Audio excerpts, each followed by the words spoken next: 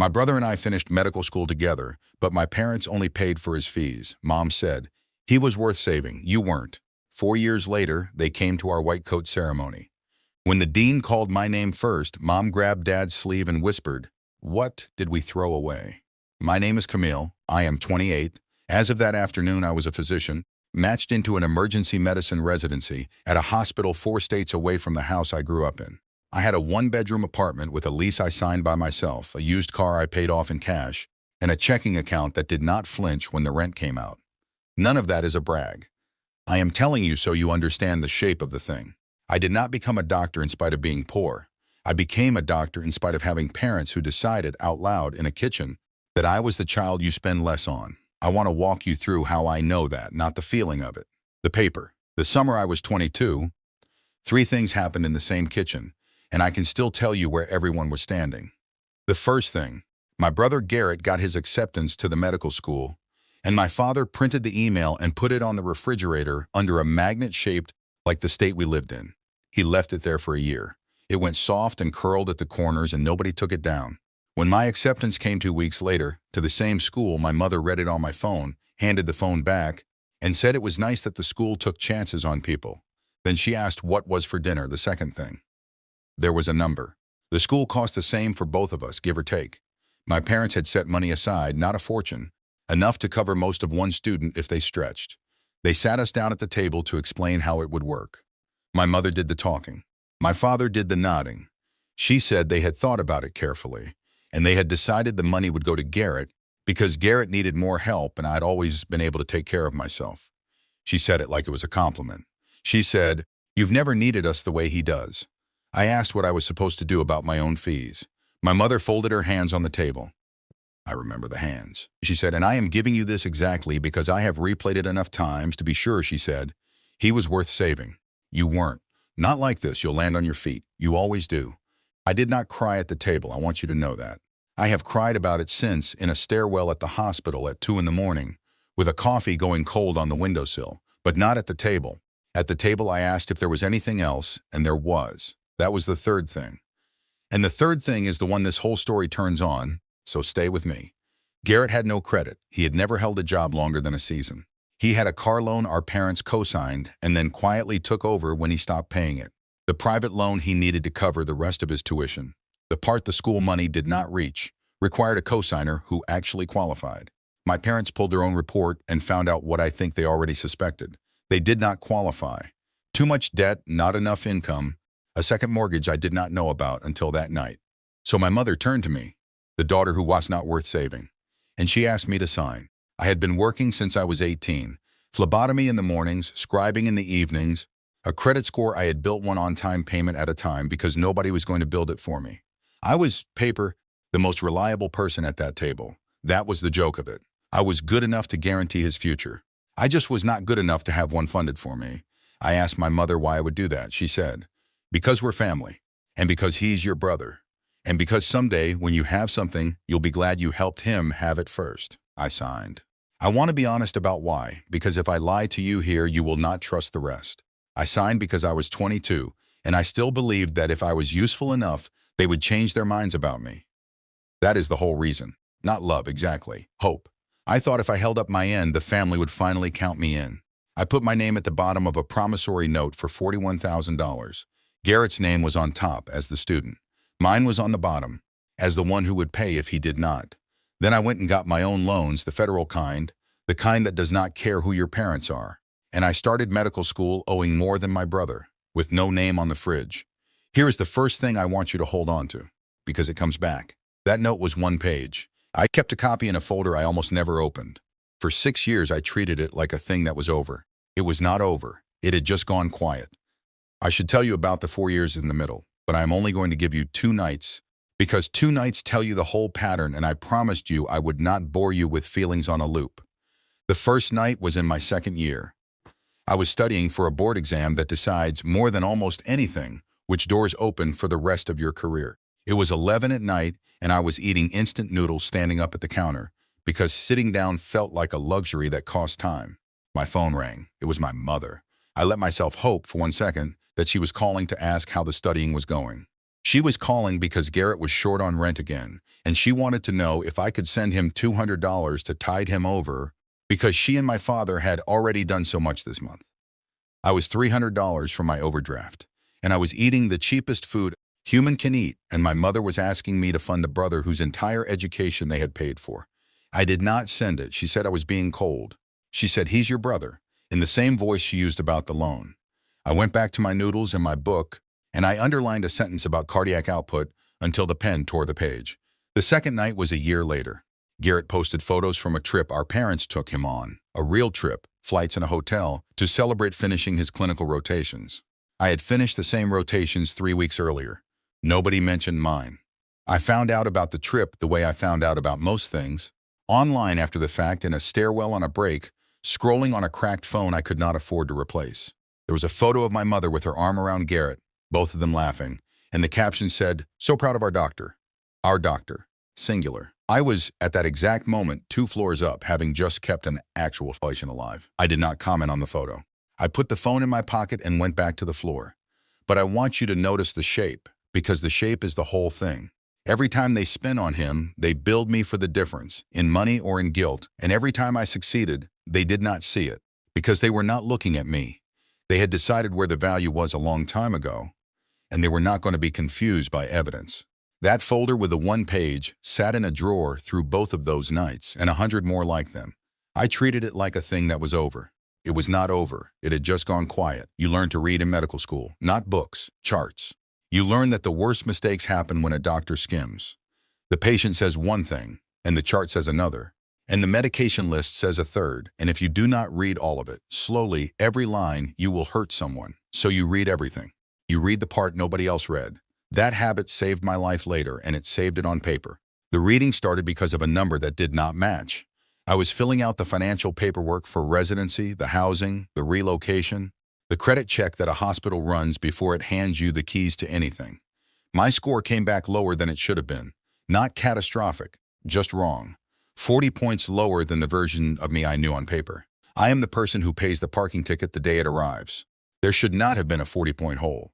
So I did what I do. I pulled the full report and read every line. There was a delinquency on a private student loan. 90 days past due, then back to current, then late again. A sawtooth pattern going back almost 2 years. The account was not under my name as the borrower. It was under my name as the cosigner. It was Garrett's loan. The one I signed at 22. The one I had let myself forget. I sat in my car in the parking ramp of the financial aid building and I read the report twice more. Garrett had stopped paying. Or rather, he had paid the way he did everything, in bursts when he remembered, when someone pushed. Each time he went late, it landed on my credit because a cosigner is not a backup.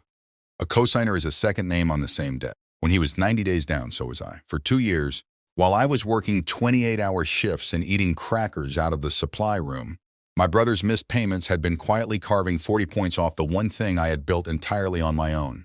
I did not call anyone. I want you to notice that. The old version of me, the 22-year-old at the kitchen table, would have called my mother, would have asked her to fix it or to make Garrett fix it, would have hoped that this finally would make them see. I did not call. I opened the folder and I took out the 1 page and I read it like a chart. A promissory note is not a story. It is a list of what happens under each condition. Most people sign one and read none of it. I read all of it. The way you read a med list before you push a drug. There was a clause near the bottom of the 2nd page. Cosigner release. It said that after the primary borrower made 24 consecutive on-time payments and passed a credit review on his own, the cosigner could apply to be removed from the loan entirely. My name would come off. The debt would be his alone. 24 consecutive on-time payments. Garrett had never made 6. I read it again to be sure I understood what it meant for me. It meant I was trapped by his behavior. As long as Garrett kept missing payments, the loan stayed delinquent, my credit kept bleeding, and I could never qualify for release because you cannot be released from a loan that is currently late. He held the door shut just by being himself. But there was another line, and this is the one I read 4 times. The release also became available if the loan was brought current and the primary borrower independently qualified to carry it. Garrett, it turned out, had a credit card now, a new one, with a limit high enough that some algorithm somewhere had decided he was, for the first time in his life, a person a bank would lend to a loan. He did not know it. He never read anything. But the number existed, which meant the door was not locked from his side anymore. It was locked from mine by money. The loan was late. If someone brought it current, the release became possible. I am a resident salary away from rich. I am not rich. But I had $1,100 in late payments and fees standing between me and getting my name off a debt I never spent a dollar of. I paid it, all of it, from my own account, the one with the lease and the car in it. I brought my brother's loan current with money I earned drawing blood at 6 in the morning, and I did not tell a single member of my family. Then I filed for cosigner release. I want to stop here and tell you what I learned, because this is the thing I am not proud of, and you should hear it before the part where I win. For about a week after I paid it, I felt good, clean. And then I caught myself doing the math on whether they would find out and how they would react, and whether my mother would finally understand. And I realized I was still, at 28, with a medical degree and a release form filed, trying to get a kitchen table to count me in. The hope had not died. It had just gone underground where it was harder to find and harder to kill. So here is the principle, the one that got me through the rest of it. You cannot win a game where the prize is being valued by people who already decided you were not. You can only stop playing. I stopped playing the week I filed that form. And what comes next, the dinner, the paper, the room going quiet, none of that was me trying to be loved. It was me closing a door. If you have ever held a door shut from your own side, hoping the people on the other side would knock, you already know how this feels. Stay with me. The knock comes. It just isn't the one I wanted. The release went through 41 days after the white coat ceremony. I should tell you about the weeks in between, because that is when my family found me again. Not at the ceremony. At the ceremony, my mother whispered her 4 words and then said almost nothing. To me directly. She hugged me with the front half of her body. My father told me I really came through, which is a thing you say to a relief pitcher, not a daughter. Garrett shook my hand and said, "Crazy they called you first, huh?" and laughed. And there was something underneath the laugh that I clocked and filed and did not respond to. They went home. I drove to my new city to start orientation, and then the calls started. The first call was from my mother 2 weeks after the ceremony. She was warm in a way I had not heard in years. She asked about my apartment. She asked if I was eating. For about 4 minutes, I let myself believe the ceremony had changed something, that the dean calling my name first had finally rearranged the furniture in her head. Then she said the thing that told me it had not. She was talking about Garrett, building up to it, and she said, "You were so good with the practical things, the bills, the forms, all of that. You never minded the small stuff." A pause. "Your brother's mind is on bigger things. He was always meant for more than the paperwork." There it was, on a phone call, in present tense, 6 years after the kitchen table. The paperwork was for me. The bigger things were for him. She did not know she had said it. That is the part about people like my mother. The contempt is so old and so settled that it comes out of them like weather. She mentioned, near the end, almost as an afterthought, that Garrett was going through a rough patch and that the family was circling the wagons. I said I hoped he felt better and got off the phone. Then I sat in my car for a minute and let the small stuff settle, because the small stuff was the only thing I had that was entirely mine, and she had just handed me, by accident, the reason it mattered. The second call was from my father, which never happened. My father did not call me. In 28 years, I am not sure he had ever dialed my number first. He talked about a fishing trip for 4 minutes and then said my mother had something she wanted to discuss with all of us, and would I come to dinner, just the family, to clear the air and make some things right. Make some things right. I held the phone and looked at the release confirmation, which had arrived in my email that morning, the one that said my name was no longer on the loan, and I understood what the dinner was for. They did not know I was off the note. They thought I was still on it.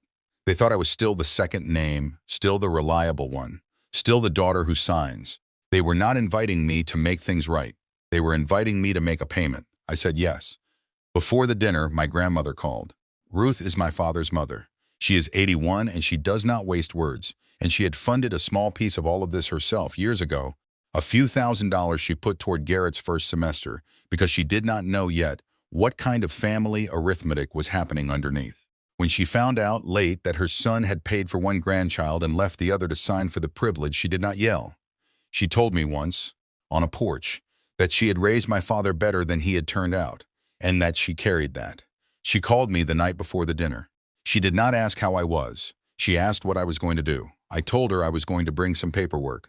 There was a pause on the line, and then Ruth said the truest thing anyone said to me in this entire story. She said, "They didn't lose you because you were the one who needed saving.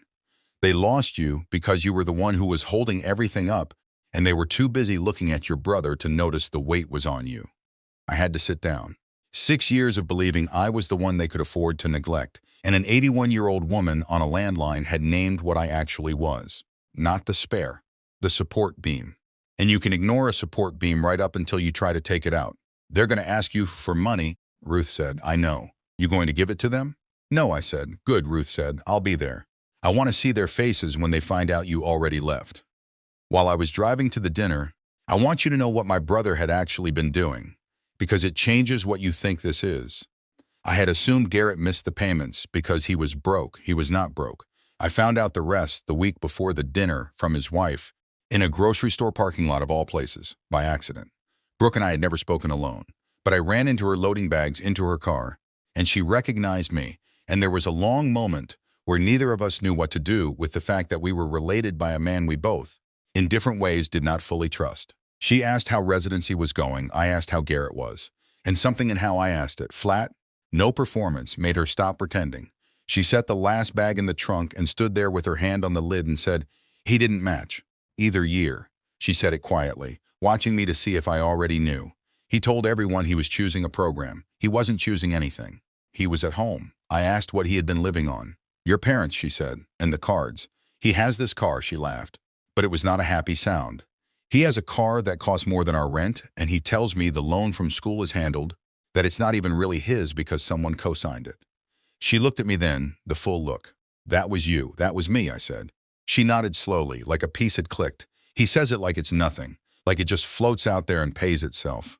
That conversation is the part that turned the cold in me from sad to operational. Garrett had not forgotten the payments. He had not been crushed by hardship. He had decided, somewhere in himself, the same thing our mother decided at the kitchen table, that I would land on my feet, that I would cover it. That being the reliable one meant being the one you could let the bill roll downhill onto. He missed the payments not because he could not make them, but because, in his mind, the loan had a second name on it, and the second name was a person whose whole function in the family was to absorb what he dropped. So no, this was not a story about a struggling brother. It was a story about a family that had built a structure where I held the weight, and they enjoyed the view and had grown so used to it that they could not imagine the beam saying no. I parked across the street from the house I grew up in. The acceptance email was gone from the fridge by now, but I knew exactly which magnet had held it. There were 5 of us at the table, and 1 empty chair that turned out to matter. My mother had cooked. That was the first sign of how big the ask was going to be, because my mother only cooked when she wanted something. My father sat at the head. Garrett was there, and his wife Brooke, who I did not know well. A quiet woman about my age who kept her hands in her lap. Ruth sat across from me, small and upright, with her purse on the floor by her foot like she might need to leave fast. The empty chair was set with a plate. I did not ask who it was for. I found out later it was for the family attorney, a cousin's husband, who my mother had invited and who had that afternoon declined. She had wanted a professional in the room to make the thing feel official. He had read whatever she sent him and decided not to come. That empty chair, more than anything anyone said, told me my mother already knew underneath that she was on weak ground. You do not bring a lawyer to a family dinner you expect to win on love. We ate for a while. My mother talked about the neighbors. My father talked about the lake. It was almost pleasant, and that is the trick of these families, the pleasantness right up to the edge. Then my mother put down her fork. She lined it up next to the knife, square to the edge of the table, and she folded her hands the way she had folded them at the kitchen table when I was 22. "We wanted to talk to you about your brother's loan," she said. The room got quieter. Brooke's hands came up out of her lap and rested on the table. Garrett looked at his plate. "Okay," I said. My mother explained it the way she explains everything, as a reasonable plan that any decent person would accept. Garrett was between situations. The loan had gotten a little behind. It was hurting the family. And now that I was a doctor too, with the same degree as my brother, making good money, it only made sense that I take over the payments. "You're on it anyway," she said. "You signed. So really we're just asking you to do what you already agreed to do," she smiled. "It's only fair. You both have the same coat." There it was. The same coat. As if the coat had cost us the same. My father added, in the voice men use when they want to sound like they are being generous by allowing you to pay, "We figured you'd want to help. You've always been the responsible one." He said it like it was a gift he was giving me, the word responsible, when it was the leash they had kept on me my whole life. I did not raise my voice. I have learned that the calmer you are, the louder the paper gets. I reached into my bag and took out a folder. Inside the folder was the one page, the promissory note, and behind it, the letter from the lender. I set the folder on the table next to my plate, and I did not open it yet. I let it sit there. I have watched enough people watch a chart to know that an unopened folder makes a room hold its breath. I want to make sure I understand the ask, I said. You want me to take over Garrett's loan payments, because I co-signed it 6 years ago, the summer you told me I wasn't worth paying for. My mother's smile tightened at the corners. That's not what was said. It's exactly what was said, I told her. I was at the table, so were you. I touched the folder but did not open it. But let's stay on the loan. You want me to keep paying it. To start paying it, my father corrected. Garrett will pick it back up when he's settled. Across the table, Garrett laughed, a small one, the same laugh from the ceremony. It's not a big deal, he said. It's like $400 a month. I looked at him. It was $1,100 past due last month, I said. Plus fees. I know, because I paid it. The laugh stopped. I want to slow this down because this is the part where the room turned, and it turned 1 inch at a time. First, Brooke. Garrett's wife had not said a word all night, but when I said I paid it, she went still, and then she turned her head and looked at her husband, not at me. She had not known. Whatever Garrett had told her about his situation, I paid it, was not a sentence that fit. She pulled the folder toward her side an inch with one finger and turned it so she could see, even though it was still closed. Second, my father. My father reached for the folder. I let him. He opened it, and his hand, which had spent my whole life perfectly steady on the wheel and the remote and the bill he never let me see, was not steady. The page shook slightly. He read the top of the lender's letter, and then he read it again, the way you reread a sentence that will not assemble into a meaning you want.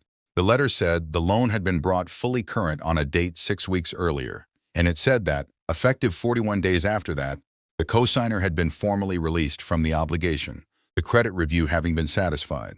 My name was off the loan. The only borrower of record was Garrett. And then the line my father read out loud, because he could not stop himself, in a voice that had lost its head-of-the-table flatness.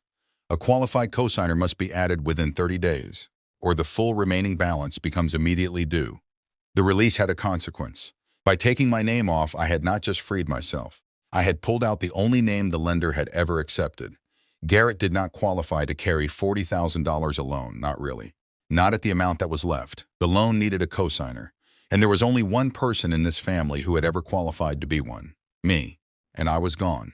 My mother had not moved. She was looking at the folder in my father's shaking hands, and I watched her do the arithmetic she had refused to do for 6 years, the arithmetic Ruth had named the night before.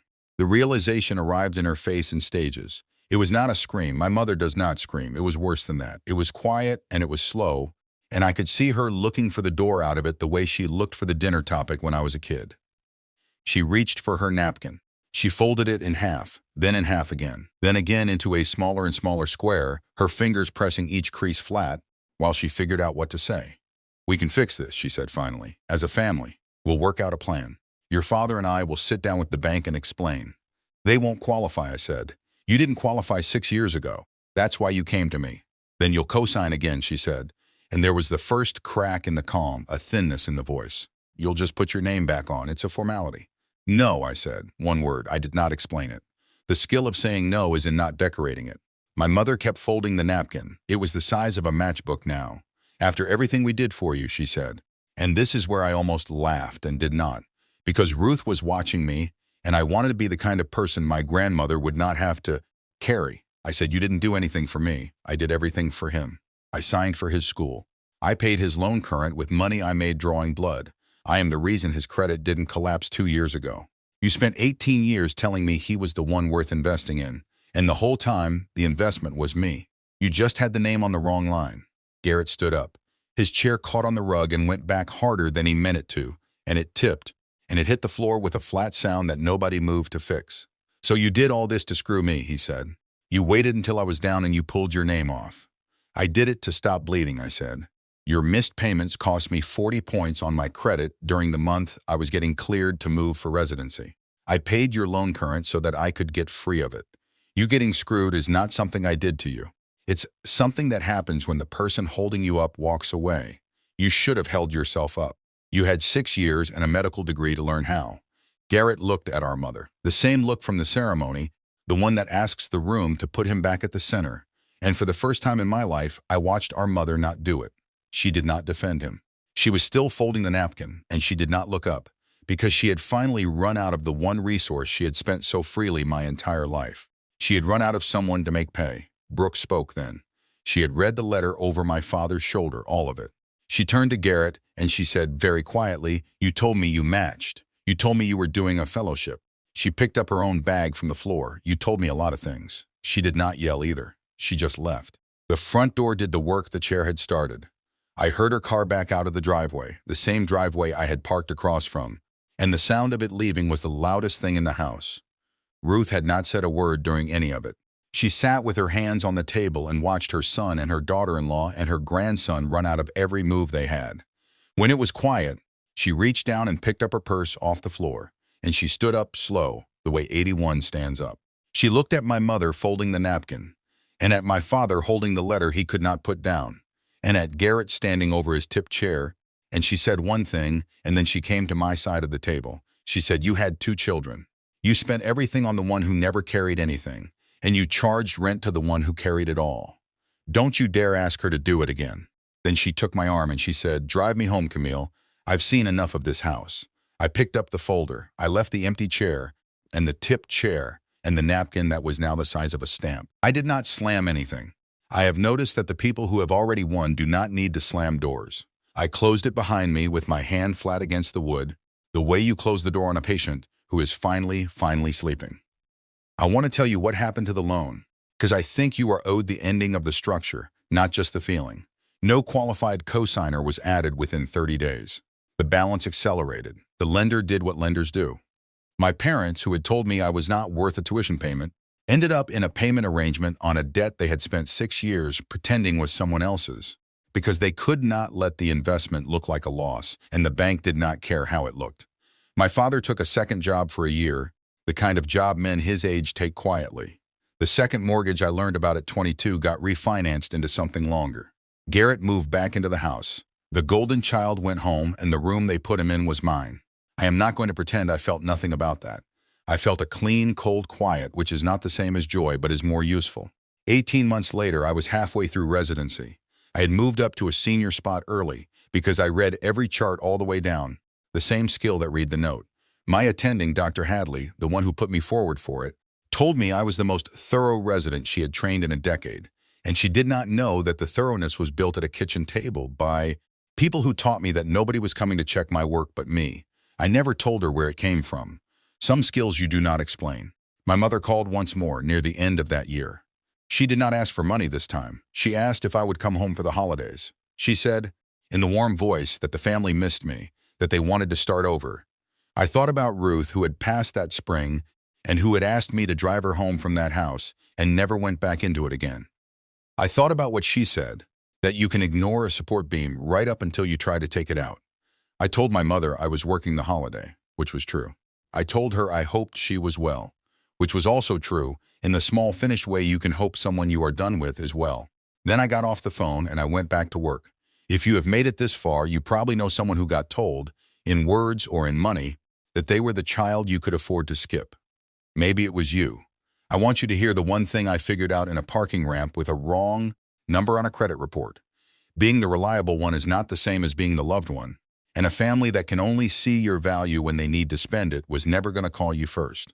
Stay around, because the next story is about a person who got cut out of a will and found out the will was the least of what they took. Subscribe so you do not miss the part where they get it back. There is a folder in the top drawer of my desk at the hospital. The desk in the resident workroom where I keep almost nothing personal.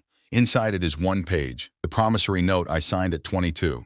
Across the front of it, the lender stamped 4 words in blue ink when the release went through. Cosigner released in full. Some nights, after a long shift, I open the drawer and look at it. Not because I need to, because I like the shape of the change. The page used to be a receipt for hope, the proof that I would do anything to be counted. Now it is a receipt for the day I stopped. Next to the note, folded, is the white coat from the ceremony, the second one, the one the dean put over the one I already had. I keep them in the same drawer on purpose. 2 papers, in a way, one I earned, one I escaped. My name is at the bottom of both, and for the first time in my life on both, it is the only name that matters. The dean called my name first. My mother asked what they threw away. They threw away the only thing that was holding the whole house up. And the house found out the hard way that you cannot ask the beam to come back once you have spent your whole life telling it that it was never load-bearing at all. I drove my grandmother home.